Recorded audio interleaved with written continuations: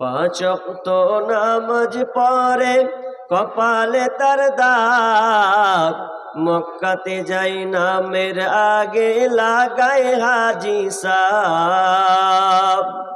পাঁচ ওয়াক্ত নামাজ পড়ে কপালে তার দাগ, মক্কাতে যাই নামের আগে লাগাই হাজি সাব। চায়ের দোকানে বসে হাজি টেলিভিশন চায় ভাইরে, চায়ের দোকানে বসে হাজি টেলিভিশন চায়। আমাদেরই কপালেতে শান্তি বুঝি নাই ভাইরে, আমাদেরই কপালেতে শান্তি বুঝি নাই। সুদে ঘুষে জীবন কাটে করে দুর্নীতি, এমন লোক হয় যদি মসজিদের সভাপতি। সুদে ঘুষে জীবন কাটে করে দুর্নীতি, এমন লোক হয় যদি মাদ্রাসার সভাপতি। ভাইরে উচিত কথা বলতে গেলে মৌলবীর চাকরি নাই ভাইরে, হক কথা বলতে গেলে মৌলবীর চাকরি নাই।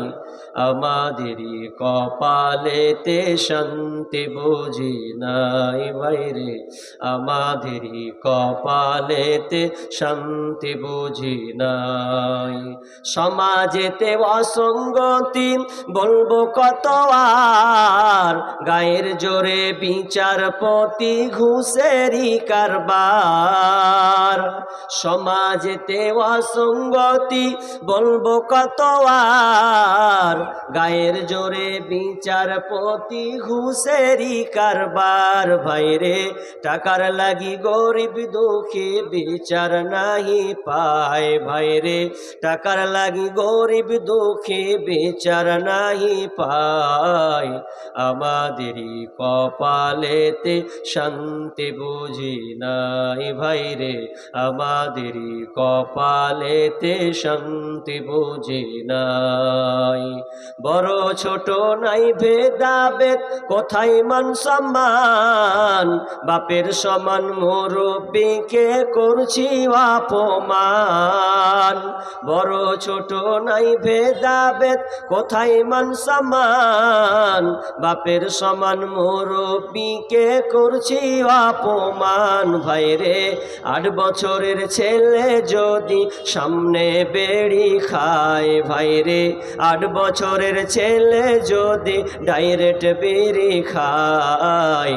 আমাদেরই কপালেতে শান্তি বুঝি নাই ভাইরে, আমাদেরই কপালেতে শান্তি বুঝি নাই।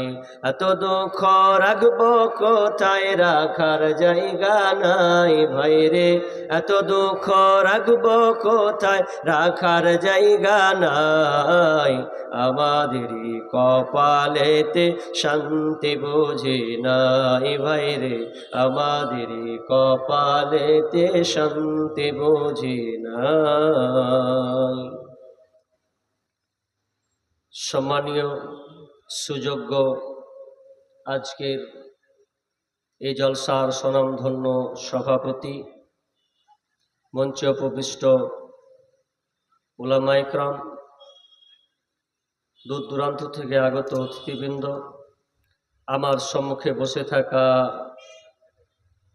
দিনদার ইমানদার মুমিন ভাই সকল, এবং প্রজেক্টের মাধ্যমে দেখনে ওলিমা ও বোনেরা। প্রথমে সে মহান মনিবেদার ভাই, মাইক ম্যান, মাইক বক্স কোথায় আছে? তোমার বক্স বক্স কোন দিকে আছে? বক্সের সাউন্ডটা দাও, মানে শুনতে পাই না আমি। একবারই সাউন্ড করো, একবার লাড়ছো, একবার কমেছো, একবার স্টপ থাক। মানে বাইরের সাউন্ড ঠিক আছে, বক্তা যদি সাউন্ড ক্লিয়ার না শুনতে পায় তো বুঝতে পারবে না।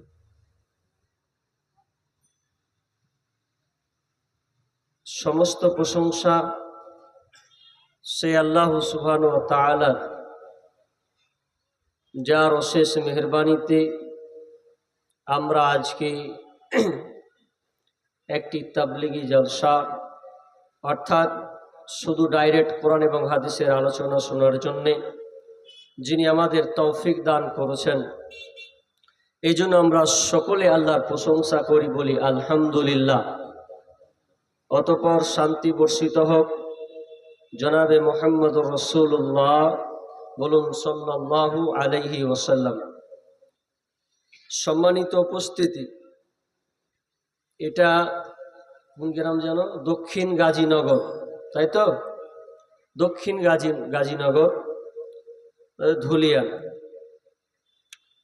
তো এই আলোচনায় আমার ওস্তাদ যিনি সভাপতি হিসাবে আছেন, আসলে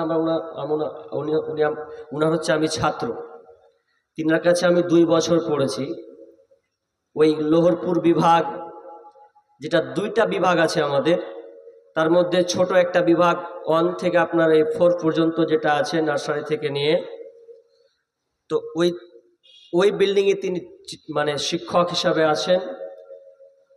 তো তিনার কাছে আমি 2 বছর পড়েছি। তো যাক আলহামদুলিল্লাহ, শিক্ষক আমি, অর্থাৎ লোহরপুরে প্রায় 3 থেকে 4 বছর পড়েছি।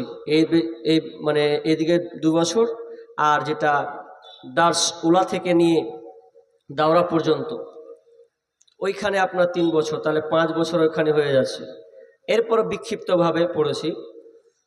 তো যাই হোক, আলহামদুলিল্লাহ।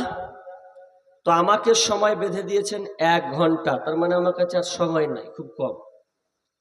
তো এই সংক্ষিপ্ত সময়ে আমি আপনাদের সামনে একটি গুরুত্বপূর্ণ একটা বিষয়, আল্লাহ সুবহানাহু ওয়া তাআলার আদেশমূলক আইন এবং নিষেধমূলক আইন। তবে দুঃখিত, আজকে আমি আপনাদেরকে কতটুকু বুঝাতে পারবো জানি না, কারণ এ মাইক আমার চয়েস নয়, বিধায় দেখা যাক আমি আপনাদেরকে কতটুকু বুঝাতে পারি। চিল্লালে মনে হয় গলা বসবে, এটা যা বুঝে যায়। তো আমি চেষ্টা করব আপনাদেরকে, এই বিষয় যেহেতু সংকীর্ণ, এই জন্য আমি বেঁচে যাব আর কি। তো বিষয়টা বললাম কি, সেটা হচ্ছে আল্লাহ সুবহানাহু ওয়া তাআলার আদেশমূলক আইন এবং নিষেধমূলক আইন। তাহলে কোরআনে আইন 2 ধরনের আছে, 1 মেনে নাও, 1 ছেড়ে দাও। একটাকে ধরো, একটাকে ছাড়ো। আল্লাহ যেগুলোকে আদেশ করেছেন ওগুলোকে মেনে নেওয়া, আর যেগুলোকে নিষেধ করেছেন ওগুলোকে ছেড়ে দেওয়া বা বর্জন করা। এবার কথা হচ্ছে যে আদেশ এবং নিষেধমূলক আইন, এবার আমরা হচ্ছে মুসলিম, এবার মুসলিম হিসাবে আমরা কতটুকু কোরআনকে আমরা ফলো করেছি, এটা আমাদের দেখার বিষয় আছে।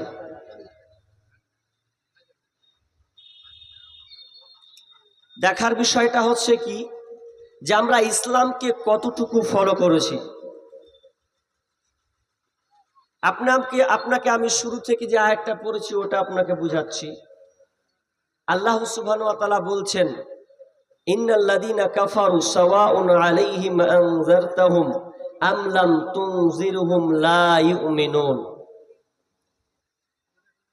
আল্লাহ সুবহানাহু ওয়া তাআলা নবীকে উদ্দেশ্য করে বলছেন, নবী আপনি ওই কাফেরদেরকে আপনি সতর্ক করুন আর নাই করুন, ওদেরকে বলুন আর নাই বলুন, ওদের কাছে উভয়টা সমান, ওরা বুঝবে না, কর্ণপাত করবে না। এটা কাদের বলা হলো? কাফেরদের বলা হলো।